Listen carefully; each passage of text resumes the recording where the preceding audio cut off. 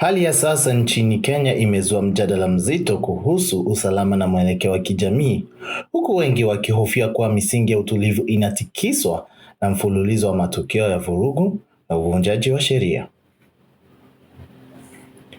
Habari kuu iliyotawala vichwa vya habari nchini Kenya ilikuwa ni shambulio la kinyama dhidi ya seneta wa Vihiga, Bwana Godfrey Osotsi, lililotokea siku ya Jumatano, tarehe 8 mwezi wa Aprili mwaka 2026 mjini Kisumu. Tukio hili limezua mjadala mzito kuhusu usalama wa viongozi na hata kuongezeka kwa magenge ya wahuni yanayotumiwa kisiasa. Karibu katika makala maalum ya Mchecheto. Jina langu ni Edwin Mugambi.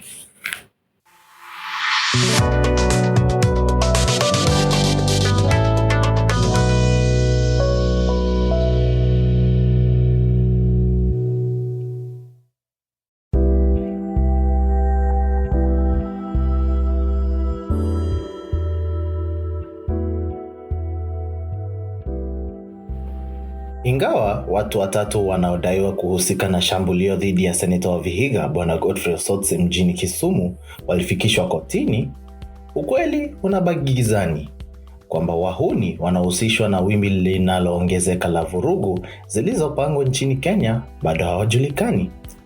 Kila uvamizi wa mali, kila shambulio katika ibada makanisani na kila tukio la kushambuliwa kwa watu binafsi, kuna wafadhili, wasimamizi na watekelezaji wa moja kwa moja. Mtandao huu unalindwa na siasa, mamlaka na ukosefu wa uwajibikaji, na umejikita katika kile kinachotajwa kama uchumi wa vurugu. Swali kuu ni nani anaamuru shambulio kama hayo yatekelezwe?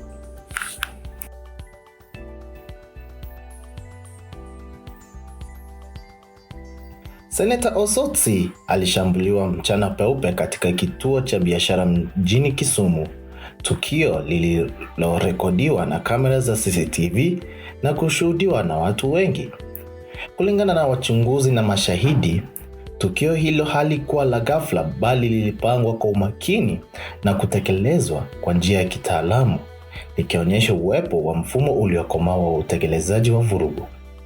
Ndani ya saa chache baada ya tukio hilo, maafisa wa idara ya upelelezi wa jinai ama ukipenda DCI waliwakamata washukiwa watatu, akiwemo Carlos Owiti, Eric Otieno na Vincent Odhiambo. Hata hivyo, hatua hiyo imeonekana kugusa tu sehemu ndogo ya mtandao mkubwa wa vijana wanaoajiriwa kwa malipo kuzua vurugu kwa niaba ya watu wenye ushawishi. Pia marafiki wakazi wa Vihiga kwamba kwa sasa Senator Osotsi anapokea. Tukio hilo linaungana na matukio mengine ya kihistoria ya kisiasa nchini Kenya. Mwaka wa 2023, shamba la Northlands linalomilikiwa na Rais mstaafu Uhuru Kenyatta lilivamiwa na mali kuharibiwa. Baadaye, kampuni ya Spectra inayohusishwa na familia ya Raila Odinga ililengwa. Mwaka wa 2021, msafara wa Rais William Ruto akiwa naibu rais wakati huo ulipigwa mawe Kisumu. Mwaka huu pia kumekuwa na matukio ya vurugu dhidi ya viongozi katika maeneo ya Kisumu na viunga vyake, hali inayoashiria kuongezeka kwa siasa za makundi na uhasama uliopangwa. Mwezi uliopita, mali inayohusishwa na Raphael Tuju na Irungu Nyakera ilivamiwa na makundi ya wahuni, huku makanisa katika maeneo ya Mwiki, Kariobangi na Othaya yakivurugwa na watu wenye silaha. Ambalo limefanyika katika mji wa Kisumu leo hii. Sisi kama viongozi wa Linda Mwananchi tulikuwa tumetoa tahadhari pale nyuma kwamba kuna magenge ya watu ambao wanatumiwa na wanasiasa na watu wengine ambao ni wakuu katika serikali, haswa katika ile wizara ya mambo ya ndani, ambao wanatumia vijana wetu vibaya. Kwa sababu mnapotizama zile kanda za video, hakuna jambo lolote baya ambalo Osotsi alikuwa anafanya.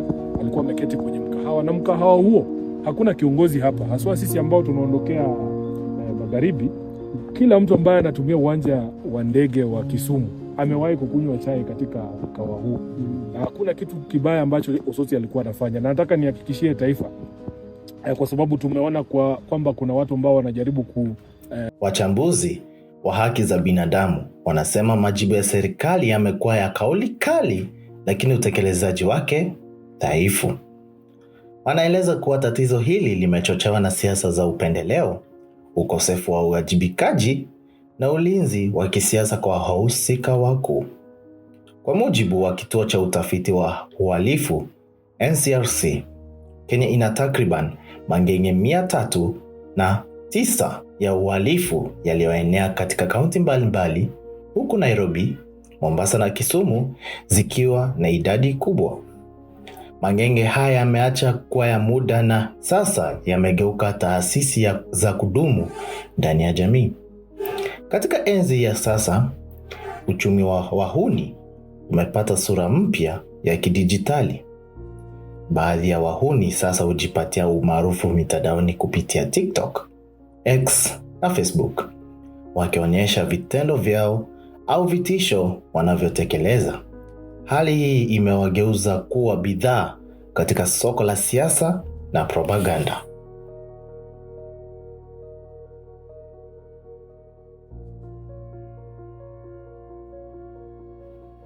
Wataalamu wanaonya kuwa tatizo hili linachochewa na ukosefu wa ajira kwa vijana, tofauti kubwa ya kiuchumi na ufisadi uliokita mizizi. Wanasema kukamata wahusika wa chini pekee haitoshi bila kuwawajibisha wafadhili na waagizaji wa vurugu hizo.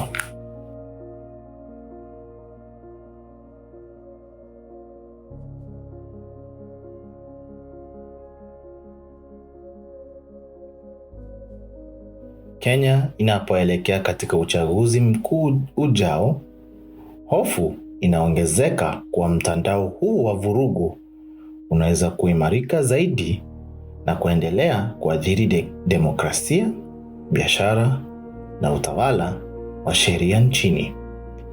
Na huu ni mchecheto ambao Kenya yageuka paradiso ya vurugu na uhuni. Na kushukuru sana msikilizaji na mtazamaji pia kwa kuitazama na kuisikiliza makala huu. Jina langu ni Edwin Mogambi na nakutakia wiki njema.